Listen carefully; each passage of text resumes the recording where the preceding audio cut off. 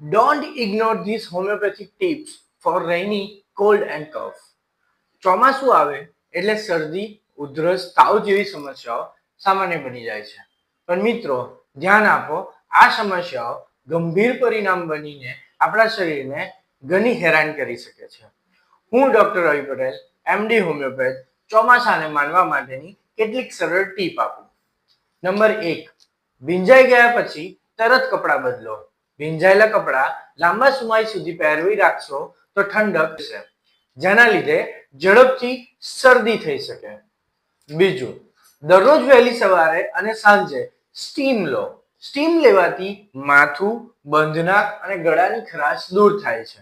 વિશેષ કરીને જો પલળ્યા પછી શરીરમાં ઠંડક, નાકબંધ કે ગળામાં દુખાવો થાય તો સ્ટીમ લેવું ખાસ જરૂરી છે. ત્રીજું, ગરમ પાણી પીવાનું રાખો.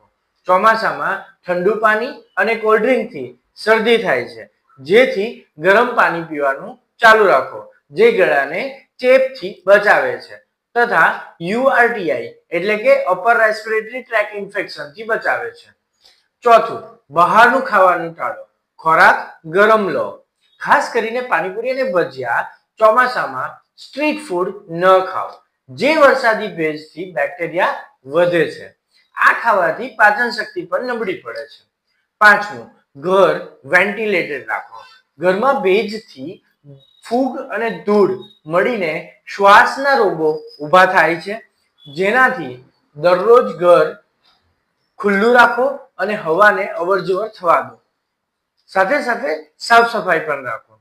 બોનસ ટીપ, પગ સૂકા રાખો અને ભીના મોજાને તરત જ બદલો. જો પગ લાંબા સમય સુધી ભીના જ હોય તો શરીરને ઝડપથી ઠંડી લાગે છે. ચોમાસામાં અવશ્ય મજા લો. નાના બાળકોની જેમ વરસાદમાં પલળો, પરંતુ સ્વાસ્થ્ય સાથે કોઈ સમજૂતી નહીં. આ નાની નાની વાતો તમને મોટી બીમારીઓથી બચાવશે અને હોમિયોપેથી પણ આપણને એ જ શીખવે છે, prevention is better than cure. Thank you.